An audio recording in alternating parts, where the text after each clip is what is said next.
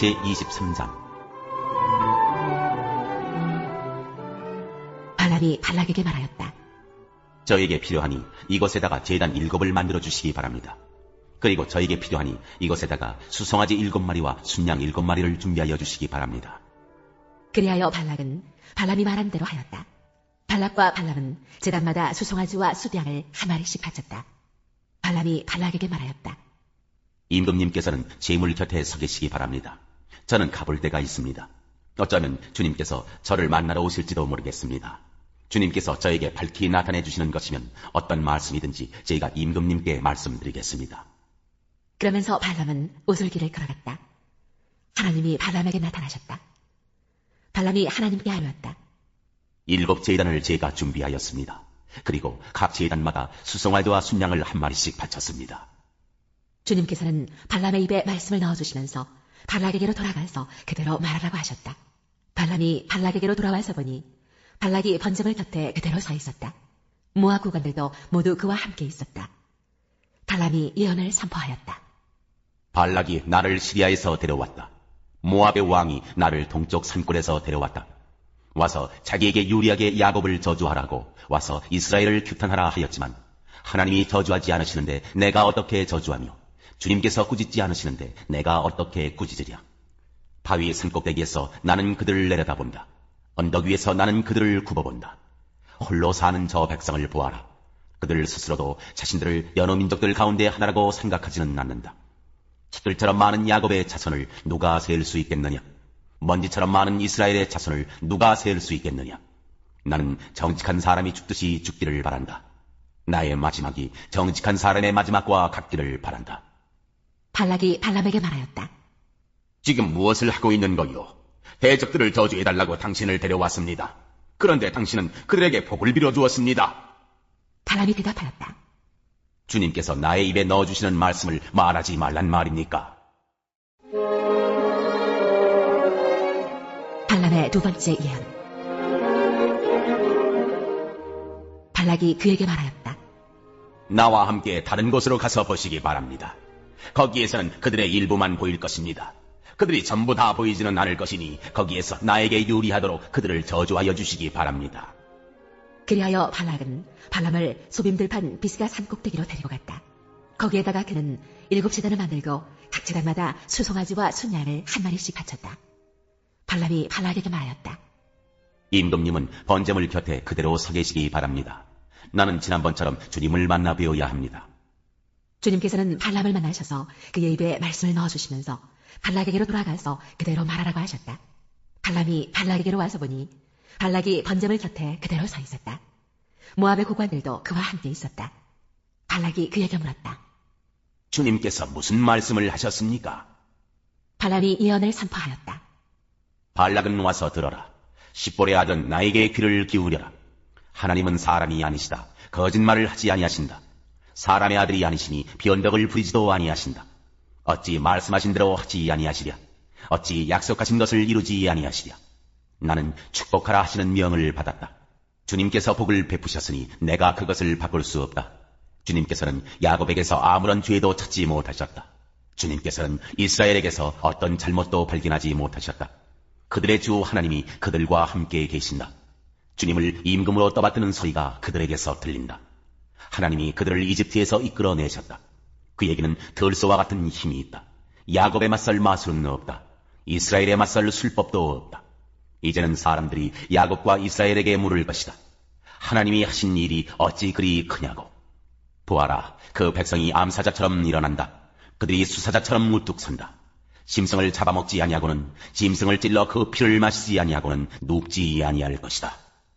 발락이 발람에게 말하였다. 그들에게 저주도 빌지 말고 그들에게 복도 빌지 마시오. 발람이 발락에게 이렇게 대답하였다. 무엇이든 주님께서 내게 말씀하신 것만을 말하겠다고 내가 말씀드리지 않았습니까? 발람의 세 번째 예언. 발락이 발람에게 말하였다. 함께 가시기 바랍니다. 내가 당신을 다른 곳으로 데리고 가겠습니다. 하나님 보시기에 올바른 일이면 거기에서 나에게 유리하도록 그들을 저주하여 주시기 바랍니다. 발락은 발람을 광야가 내려다 보이는 부올 산 꼭대기로 데려갔다. 발람이 발락에게 말하였다. 저에게 필요하니 이것에다가 제단 7을 만들어 주시기 바랍니다. 그리고 저에게 필요하니 이것에다가 수송아지 7마리와 순양 7마리를 준비하여 주시기 바랍니다. 그리하여 발락은 발람이 말한 대로 하였다. 제단마다 수송아지와 순양을 한 마리씩 바쳤다.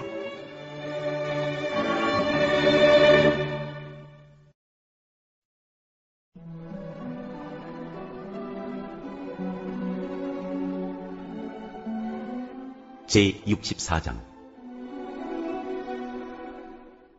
주님 때문에 기뻐한다. 지휘자를 따라 부르는 노래, 다윗의 시. 하나님, 내가 탄식할 때 내 소리를 들어주십시오. 원수들의 위협에서 내 생명을 지켜주십시오. 악인들이 은밀하게 모의할 때 나를 숨겨주시고 악한 일을 저지르는 자들의 폭력에서 나를 지켜주십시오. 그들은 칼날처럼 날카롭게 혀를 벼려 화살처럼 독서를 뽑아냅니다. 죄 없는 사람을 쏘려고 몰래 숨어있다가 느닷없이 쏘고서도 거리낌조차 없습니다. 그들은 악한 일을 두고 서로 경매하며 남몰래 올가미를 치려고 모의하며 누가 우리를 보리야 하고 큰 소리를 칩니다. 그들이 악을 꾀하고 은밀하게 음모를 꾸미니 사람의 속마음은 참으로 알 수 없습니다. 그러나 하나님이 활을 쏘실 것이니 그들이 화살을 맞고서 순식간에 쓰러질 것이다. 하나님은 그들이 혀를 놀려서 한 말 때문에 그들을 멸하실 것이니 이것을 보는 자마다 도망칠 것이다.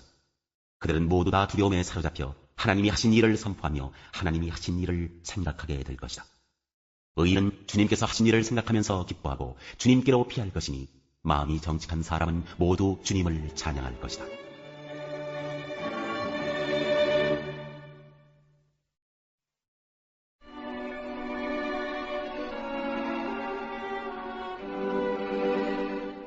제65장 하나님이 기도에 응답하신다. 지휘자를 따라 부르는 노래, 다윗의 찬송시. 하나님, 시온에서 주님을 찬양함이 마땅한 일이니 우리가 주님께 한 서원을 지키렵니다. 우리의 기도를 들으시는 주님, 육신을 가진 사람이면 누구나 주님께로 나옵니다. 저마다 지은 죄 감당하기에 너무 어려울 때 오직 주님만이 그 죄를 용서하여 주십니다. 주님께서 택하시고 가까이 오게 하시어 주님의 뜰에 머물게 하신 그 사람은 복이 있는 사람입니다. 그러므로 우리는 주님의 집, 주님의 거룩한 성전에서 온갖 좋은 복으로 만족하렵니다. 우리를 구원하시는 하나님, 주님께서 그 놀라운 행적으로 정의를 세우시며 우리에게 응답하여 주심으로 땅 끝까지, 먼 바다 끝까지 모든 사람이 주님을 의지합니다. 주님께서는 주님의 힘으로, 주님의 능력으로 허리에 띠를 동이시고 산들이 뿌리를 내리게 하셨습니다. 주님께서는 바다의 노호와 파도 소리를 그치게 하시며 민족들의 소유를 가라앉히셨습니다. 땅끝에 사는 사람들까지 주님께서 보이신 징조를 보고 두려워서 떠옵니다. 해 뜨는 것과 해 지는 것까지도 주님께서는 즐거운 노래를 부르게 하십니다. 주님께서 땅을 둘러시어 땅에 물을 대주시고 큰 풍년이 들게 해주십니다. 하나님께서 손수 놓으신 물길에 물을 가득 채우시고 오곡을 마련해 주시니 이것은 주님께서 이 땅에다가 그렇게 준비해 주신 것입니다. 주님께서 또 밭이랑에 물을 넉넉히 대시고 이랑 끝을 마무르시며 밭을 단비로 적시며 움도는 새싹에 복을 내려 주십니다. 주님께서 큰 복을 내리시어 하늘을 이렇듯 영광스럽게 꾸미시니 주님께서 지나시는 자취마다 기름이 뚝뚝 떨어집니다. 그 기름이 광야의 목장에도 여울져 흐르고 언덕들도 즐거워합니다. 목장마다 양떼로 뒤덮이고 굴짜기마다 오곡이 가득하니 기쁨의 함성이 터져나오고 즐거운 노랫소리 그치지 않습니다.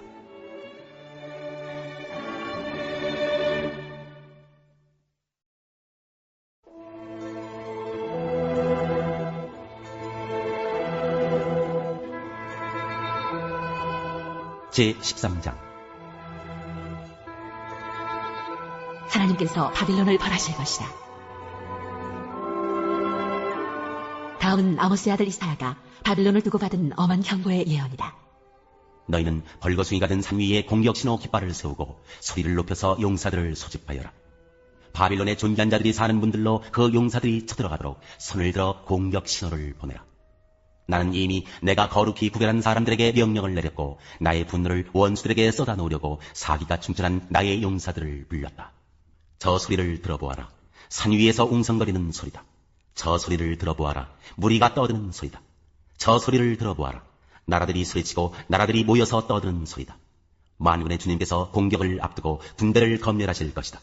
주님의 군대가 먼 나라에서 온다. 하늘 끝 저 너머에서 온다. 그들이 주님과 함께 그 진노의 무기로 온 땅을 멸하러 온다. 슬피 울어라. 주님께서 오실 날이 가깝다. 전능하신 분께서 오시는 날, 파멸의 날이 곧 이른다. 날이 가까이 올수록 사람들의 손이 축 늘어지고 간담이 녹을 것이다. 그들이 공포에 사로잡히고 괴로워하고 아파하는 것이 해산하는 여인이 몸부림치듯 할 것이다. 그들은 놀라 서로 쳐다보며 공포에 질릴 것이다. 주님의 날이 온다. 무자비한 날, 진노와 맹렬한 분노의 날. 땅을 황폐하게 하고 그 땅에서 죄인들을 멸절시키는 주님의 날이 온다. 하늘의 별들과 그 성자들이 빛을 내지 못하며 해가 떠도 어둡고 달 또한 그 빛을 비치지 못할 것이다. 내가 세상의 악과 흉악한 자들의 악장을 벌하겠다. 교만한 자들의 오만을 꺾어놓고 포악한 자들의 거만을 낮추어 놓겠다. 내가 사람들의 수를 순금보다 희귀하게 만들고 오빌의 금보다도 드물게 만들겠다. 하늘이 진동하고 땅이 흔들리게 하겠다. 만군의 주님께서 진노하시는 날에, 그 분노가 맹렬히 불타는 날에 이 일이 이루어질 것이다. 바빌론에 사는 외국 사람들은 마치 쫓기는 노루와 같이, 모눈이 없는 양떼와 같이 각기 제 민족에게로 돌아가고 제 나라로 도망칠 것이다. 그러나 눈에 띄는 자마다 모두 창에 찔리고 잡히는 자마다 모두 칼에 쓰러질 것이다. 그들의 어린아이들은 그들이 보는 데서 메어쳐져 갈기갈기 찢어지고 그들의 집은 약탈을 당하며 그들의 아내는 강제로 추행을 당할 것이다. 내가 메대 사람들을 불러다가 바빌론을 공격하게 하겠다.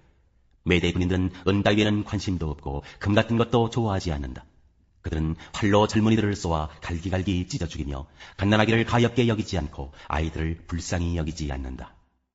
나라들 가운데서 가장 찬란한 바빌론. 바빌로니아 사람의 영예요 자랑거리인 바빌론은 하나님께서 멸망시키실 때 마치 소돔과 고모라처럼 될 것이다. 그곳에는 영원토록 사람이 살지 못하며 오고 오는 세대에도 사는 사람이 없을 것이다. 떠돌아다니는 아랍 사람도 거기에는 장막을 치지 않으며 목자들도 거기에서는 양떼에게 풀을 뜯기지 않을 것이다. 거기에는 다만 들짐승들이나 둥글며 사람이 살던 집에는 부르짖는 짐승들이 가득하며 타조들이 거기에 깃들이며 산양들이 그 폐허에서 뛰어놀 것이다. 화려하던 궁전에서는 승냥이가 울부짖고 화려하던 신전에서는 늑대가 울 것이다. 포로에 서들어오다. 그때가 다가오고 있다. 그날은 절대로 연기되지 않는다.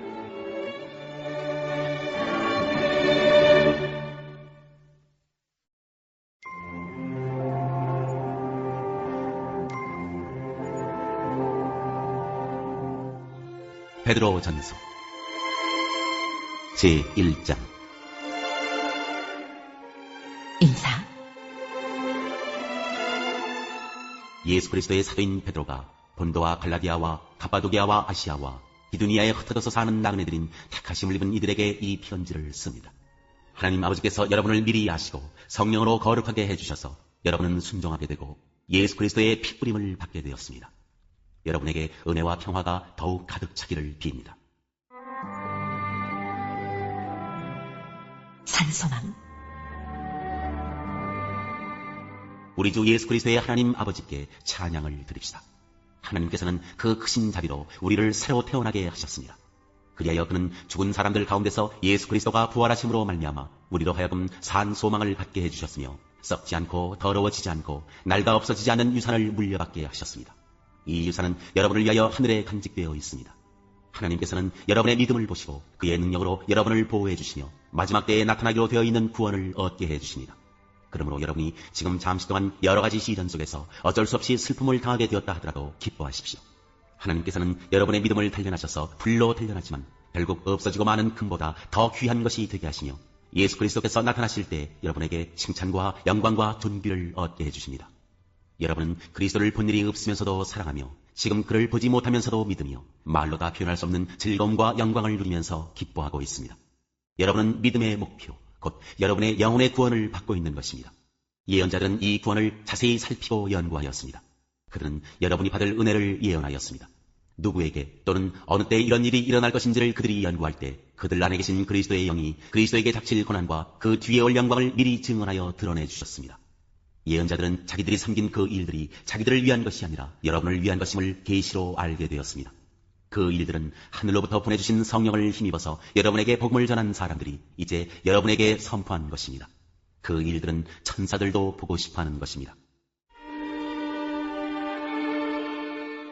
불러주심에 따르는 거룩한 생활. 그러므로 여러분은 마음을 단단히 먹고 정신을 차려서 예수 그리스도께서 나타나실 때에 여러분이 받을 은혜를 끝까지 바라고 있으십시오. 순종하는 자녀로서 여러분은 전에 모르고 쫓았던 욕망을 따라 살지 말고 여러분을 불러주신 그 거룩하신 분을 따라 모든 행실을 거룩하게 하십시오. 성경에 기록하기를 내가 거룩하니 너희도 거룩하여라 하였습니다. 그리고 사람을 겉모양으로 판단하지 않으시고 각 사람의 행위대로 심판하시는 분을 여러분이 아버지라고 부르고 있으니 여러분은 나그네 삶을 사는 동안 두려운 마음으로 살아가십시오.